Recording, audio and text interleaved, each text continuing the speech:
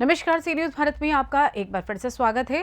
वक्त हो चुका है न्यूज बुलेटिन का। इस बुलेटिन में बात करेंगे छतरपुर की, जहां तालाब में डूबने से 2 सगे भाइयों सहित 3 मासूम बच्चों की मौत, गांव में पसरा मातम। साथ ही बात होगी दिल्ली की, जहां दिल्ली में एक बार फिर कई अस्पतालों को मिली ईमेल से बम की धमकी, और बताएंगे कि कैसे टीकमगढ़ में ग्रामीण स्वावलंबन समिति द्वारा किया गया 3 दिवसीय कार्यशाला का आयोजन। ऐसी तमाम खबरों पर होगी विस्तार से चर्चा। छतरपुर जिले में एक दिल दहला देने वाला हादसा सामने आया है, जहां तालाब में डूबने से 2 सगे भाइयों सहित 3 मासूम बच्चों की मौत हो गई है। घटना के बाद जहां परिजनों का रो रो कर बुरा हाल है, वहीं पूरे गांव में मातम पसरा हुआ है। घटना जिले के चंदला थाना अंतर्गत रमझाला गांव की है, जहां सोमवार की दोपहर अनुरागी परिवार के 3 बच्चे घर से बिना बताए तालाब की ओर चले गए। जब देर शाम तक नहीं लौटे तो घर वालों ने उन्हें ढूंढना प्रारंभ किया। गांव के अन्य बच्चों ने परिजनों को बताया कि उनके बच्चे तालाब की ओर गए थे, और परिजन जब ग्रामीणों के साथ तालाब पर पहुंचे तो तीनों बच्चों के शव तालाब में तैर रहे थे। तीनों मासूम बच्चे ऋतिक अनुरागी 5 वर्ष, किसारी अनुरागी 6 वर्ष और विजय अनुरागी 8 वर्ष की तालाब में डूबने से मौत हो चुकी थी। चंदला अस्पताल के मरचूरी में तीनों शवों का पीएम कराया गया है। वहीं पुलिस ने मामले में मर्ग कायम किया है। क्या नाम है भाई साहब? कहाँ के निवासी है? क्या घटना हुई है? रमझाला के निवासी हैं। लड़के हमारे 3 खत्म हो गए। एक मेरा लड़का है जिसका नाम ऋतिक है, 2 मेरे भनेजी लड़का था जिसका नाम किसारी और विजय। कैसे घटना हुई ये? कैसे आप लोगों को जानकारी लगी कि बच्चे मालूम हमारे? नहीं कि कैसे घटना हुई, ये तो हमको कोई मालूम नहीं है, लेकिन हम बच्चों को धुलाई की तो हमको बच्चे तालाब में मिले। आपको कैसे पता चला कि बच्चे हमारे मिल नहीं रहे? ऐसे पता चला कि हमने छोटे छोटे बच्चों से ख्वाहिश की कि बेटा हमारे बच्चों को देखा है, तो उन्होंने बताया कि आपके बच्चे तालाब में थे। सबसे पहले किसने जानकारी दी कि बच्चे तालाब में हैं? सबसे पहले 2-3 लड़के खेल रहे थे छोटे छोटे गांव के हमारे, उनसे हमने पूछा कि बेटा हमारे बच्चों को देखा, तो उन्होंने कहा कि आपके बच्चे तालाब में खेल रहे थे। अभी तक आपको, कल से आप यहाँ स्वास्थ्य केंद्र में पड़े हुए हैं, पीएम हाउस में डेड बॉडियाँ रखी हुई हैं, शासन प्रशासन द्वारा कुछ आश्वासन कुछ दिया गया आपको? आश्वासन तो दिया गया 4 लाख का। किनके द्वारा? आपके द्वारा। मतलब प्रदेश अध्यक्ष जी का फोन आया था आपके पास? बात हुई आपकी? चलिए, धन्यवाद। छतरपुर से सी न्यूज संवाददाता कुलदीप सक्सेना की रिपोर्ट। नॉर्थ वेस्ट दिल्ली के भारत नगर इलाके में स्थित दीपचंद बंधु हॉस्पिटल को भी मिली धमकी। अस्पतालों को मिली धमकी के बाद तुरंत कई अस्पतालों को खाली कराया गया। धमकी का मेल मिलते ही पुलिस को सूचना दी गई। पुलिस ने तमाम जांच एजेंसियां मौके पर मौजूद, बम स्क्वाड, डॉग स्क्वाड, दमकल की गाड़ियां और एम्बुलेंस सभी मौके पर मौजूद। मौके पर भारत नगर थाना अध्यक्ष सहित जिले के आला अफसर भी मौजूद। मैम पहले पर्ची दीजिए अपनी। Myself Dr. Vatsala Agarwal. I am medical superintendent of Dipchand Bamboo Hospital. Madam क्या मेल आया था, कैसे सूचना मिली, किस टाइम पता चला? ये हमें सुबह जब हमने अपने ऑफिशियल कंप्यूटर्स खोले हैं, उसके बाद हमें पता 10 बजे के करीब तब पता लगा कि ऐसे रात में मेल आई है कि हॉस्पिटल में बॉम्ब है। तो उसके बाद तुरंत हमने सारे अपने सिस्टम्स को एक्टिवेट कर दिया और पुलिस को इन्फॉर्म कर दिया। ओपीडी अपनी रोक दी, सिक्योरिटी गार्ड्स को अलर्ट कर दिया, गेट हमने बंद कर दी, आने जाने वालों की चेकिंग ज़्यादा देखी कि कहीं कोई सस्पिशियस ऑब्जेक्ट तो नहीं है, सबने अपने एरियाज में अपने देख लिया।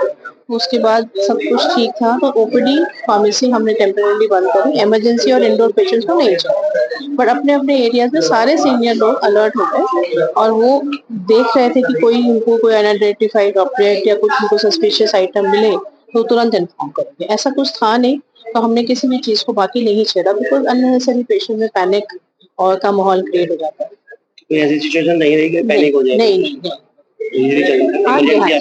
हाँ जी, इमरजेंसी वाइज स्टाफ को इंफॉर्मेशन दिया आपने? जी, हमने स्टाफ को, एसएचओ को इन्फॉर्म किया। एसएचओ विदिन 5 मिनट्स आ गए और 10-15 मिनट के अंदर bomb squad team with dogs आ गई। उन्होंने भी सारा सर्च किया, काफी एरिया सर्च कर लिया। अभी search operation is going on.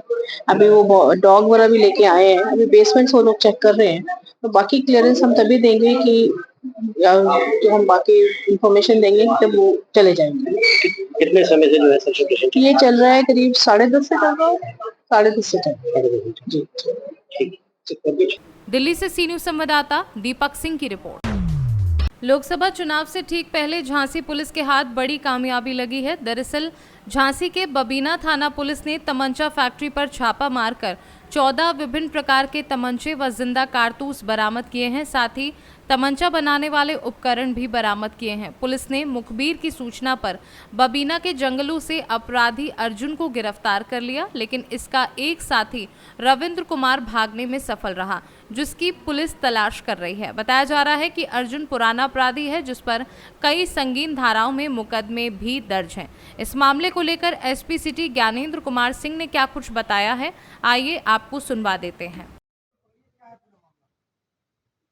Lok Sabha सामान्य निर्वाचन 2024 को सकुशल शांतिपूर्ण निष्पक्ष ढंग से कराए जाने हेतु वरिष्ठ पुलिस अधीक्षक महोदय द्वारा चलाए गए चेकिंग अभियान के तहत थानाध्यक्ष बबीना की टीम के द्वारा आज एक साथी अभियुक्त अर्जुन यादव को गिरफ्तार किया गया है, जिससे कुल 6 तमंचे तथा एक 32 बोर रिवाल्वर बरामद हुआ है तथा जो तमंचे बनाने के उपकरण है वो भी बरामद हुए हैं।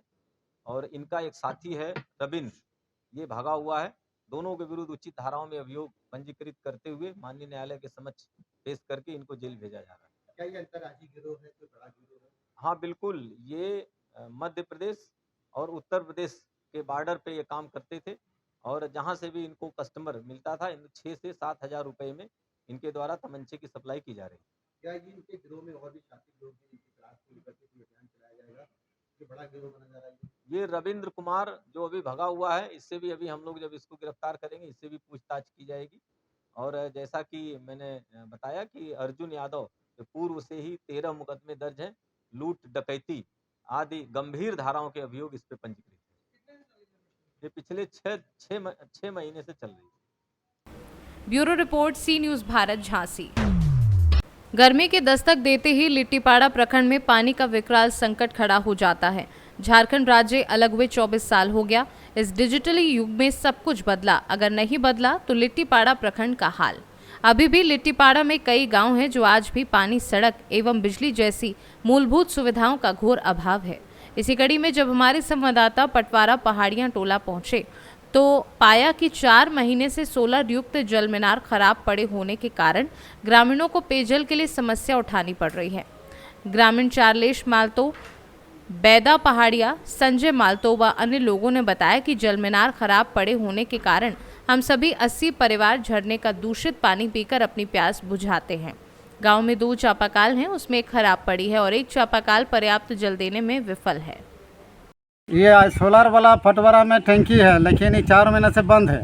हम लोग पीने के लिए दिक्कत है। झरना जा रहे हैं तो झरना में गौरू भी पीता है, लेकिन हम लोग भी पीते, पूरा दिक्कत है। 2 चापाकल है, लेकिन एगो थोड़ा थोड़ा निकल रहा है, वो पाइप नीचे कम होगा और एगो पूरा खराब है। तो आप लोग अभी पानी कहाँ से पीते हैं? पानी अभी झरना से गाय भी पीता है, हम लोग भी पीते, दोनों मिल के पीते हैं। तो इसको लेकर आप लोग प्रशासन को बोले नहीं थे? हम लोग मुखिया को भी फ़ोन किया कि हम लोग का पानी कम है, कुछ करना पड़ेगा।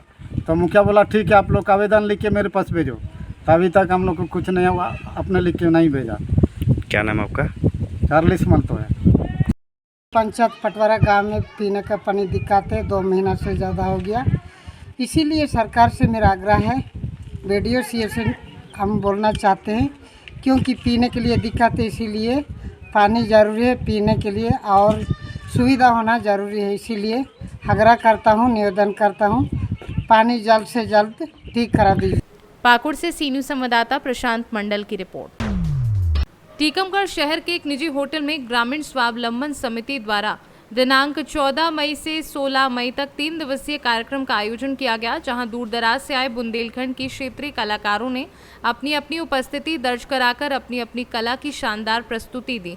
इसी दौरान कार्यक्रम के आयोजक राजकुमार जी ने बताया कि हमारी समिति विगत वर्षों से बुंदेलखंड क्षेत्रीय कलाकारों को संगठित करने का कार्य कर रही है और इसके साथ ही कहा कि कलाकार समाज का वह हिस्सा है जो सरकार की सभी योजनाओं समाज तक संदेश पहुंचाने का कार्य करते हैं, लेकिन सरकार का इन कलाकारों की ओर ध्यान नहीं देना। इसलिए हमारी समिति द्वारा कलाकारों को एकत्रित करके सरकार से उनका हक दिलाने का कार्य करेगी, जिससे समाज में हर एक कलाकार को उचित स्थान प्राप्त हो सके। क्या नाम आपका?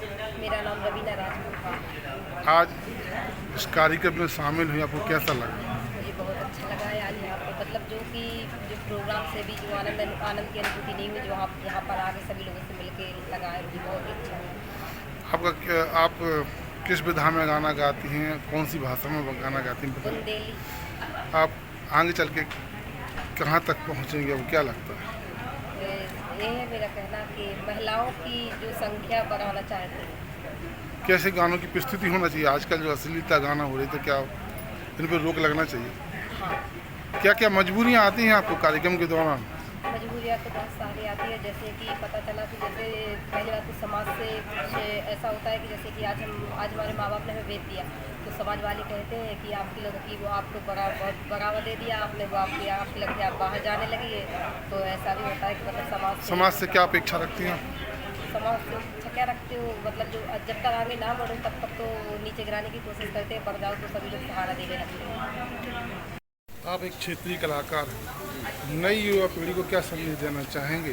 तो आज अश्लीलता परोसी जा रही है गायकी में, इसके बारे में आप क्या कहेंगे? देखिए, मैं आपके चैनल के माध्यम से सभी तक अपनी बात पहुंचाना चाहता हूं कि आजकल हम में से कुछ कलाकारों ने इतना माहौल गंदा कर दिया है कि जो कि बाप बेटी माँ बेटा बैठ के गीतों को नहीं सुन सकता, उनकी प्रस्तुतिकरण नहीं सुन सकता। इसलिए मैं आपके माध्यम से, चैनल के माध्यम से कहना चाहता हूँ सभी से कि अश्लीलता बिल्कुल ख़त्म होनी चाहिए और ऐसे गीत होना चाहिए कि जिसमें हम आप परिवार सुन सकें, समझ सकें, और जो ये कार्यशाला रखी गई है ये आगे चल के हमारे कलाकारों के लिए बहुत काम आने वाली है। टीकमगढ़ से सी न्यूज़ संवाददाता मनोज खरे की रिपोर्ट।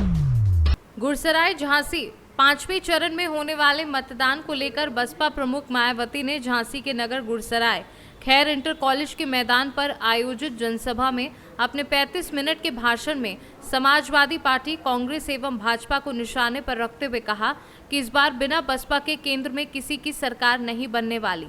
42 प्रसाद के बारे में उन्होंने सभी दलों पर जमकर निशाना साधा। करीब 2 दशक बाद जनपद स्तर में नगर में पहुंची बसपा प्रमुख ने कांग्रेस एवं सपा पर जमकर हमला बोला। बताते चले कि 2007 में बतौर मुख्यमंत्री के रूप में उन्होंने भसने बांध का निरीक्षण किया था। इसके पहले जिला स्तर से नीचे उनकी कोई सभा नहीं हुई। पहली बार इस लोकसभा चुनाव में उन्होंने जनपद की बजाय गुरसराय नगर को चुना, जहां पर झांसी, ललितपुर लोकसभा एवं जालौन लोकसभा क्षेत्र के प्रत्याशियों के लिए वोट मांगने की अपील की। सपा एवं कांग्रेस के गठबंधन पर निशाना साधते हुए कहा कि दोनों लड़कों की जोड़ी इस चुनाव में कोई करिश्मा नहीं कर पाएगी। 35 मिनट के संबोधन में उनके निशाने पर सभी विपक्षी दल रहे। उठ गया है, ये खास वजह है कि हमारी पार्टी किसी भी चुनाव में अपनी पार्टी का कोई भी चुनावी घोषणा पत्र आदि जारी नहीं करती है। वैसे भी हमारी पार्टी किसी भी मामले में कहने में बहुत कम बल्कि कार्य करके दिखाने में ही ज्यादा विश्वास रखती है। और इस बात का सबसे बड़ा सबूत ये है कि उत्तर प्रदेश में 4 बार हमारी पार्टी के नेतृत्व में रही सरकार ने चुनाव में अपनी पार्टी के बिना कोई जारी किए गए चुनावी घोषणा पत्र के ही प्रदेश में आम जनहित में काफी कुछ ऐतिहासिक कार्य करके दिखाए हैं, जिनकी अब देश में अधिकांश पार्टियों की सरकारें काफी नकल भी कर रही हैं। जबकि इस मामले में हमारी पार्टी का ये कहना है कि यदि इन पार्टियों के स्थान पर केंद्र में हमें अपनी पार्टी की सरकार बनाने का मौका मिलता है तो तब फिर हमारी पार्टी की बनी सरकार केंद्र में यहाँ अब तक रही सभी विरोधी पार्टियों की सरकारों की तरह केवल हवाई व कागजी कार्य आदि नहीं करेगी, बल्कि उत्तर प्रदेश की तरह ही जमीनी हकीकत में ठोस कार्य करके दिखाएगी। झांसी से सी न्यूज़ संवाददाता आशुतोष गोस्वामी की रिपोर्ट। शनिवार थाना रामपुर मथुरा के गांव पाल्हापुर में 6 लोगों की नृशंस हत्या कर दी गई थी, जिसमें सीतापुर पुलिस पर भी सवालिया निशान उठ रहे थे। एसओ रामपुर मथुरा की गलत ब्रीफिंग के चलते एसपी ने मृतक अनुराग सिंह पर ही नशेड़ी व मानसिक विक्षिप्त होने का बयान दिया था। पोस्टमार्टम रिपोर्ट आने पर पुलिस की पूरी थ्योरी ही उल्टी पड़ गई। मृतक अनुराग सिंह के सिर में 2 गोली लगी पाई गई, जबकि पुलिसिया बयान में कहा गया था कि अनुराग सिंह ने पूरे परिवार को मारकर खुद आत्महत्या कर ली, जबकि सिर में 2 गोलियों का लगना आत्महत्या नहीं हत्या दर्शाता है। पोस्टमार्टम रिपोर्ट में मेडिकल ऑफिसर अनुपम मिश्रा ने शराब का कोई जिक्र ही नहीं किया। पोस्टमार्टम रिपोर्ट में सिर्फ पेट में खाना और पानी की बात कही गई, जिससे साफ जाहिर होता है कि अनुराग सिंह शराब का आदी नहीं था। अनुराग सिंह की पत्नी प्रियंका सिंह पूर्व मुख्यमंत्री वीर बहादुर सिंह की नातिन थी। डीजीपी मुख्यालय से मामले की मॉनिटरिंग शुरू हुई। आईजी तरुण गाबा ने घटनास्थल का जायजा लिया। आईजी तरुण गाबा के साथ पहुंची एसटीएफ टीम ने मामले की जांच शुरू की। उसमें प्रथम दृष्टया जो जानकारी मिली, उसमें अनुराग ने अपने परिवार के सदस्यों की हत्या नहीं की। परिवार की हत्या करने में भाई की संलिप्तता बताई जा रही है। बहुत जल्द हत्या के आरोपियों का खुलासा होगा। सीतापुर से सी न्यूज़ संवाददाता अवनीश सिंह की रिपोर्ट। फिलहाल न्यूज़ बुलेटिन में बस इतना ही। देश दुनिया की तमाम खबरों की जानकारी के लिए बने रहिए सी न्यूज़ भारत के साथ। हर खबर आपके साथ, आपके हाथ।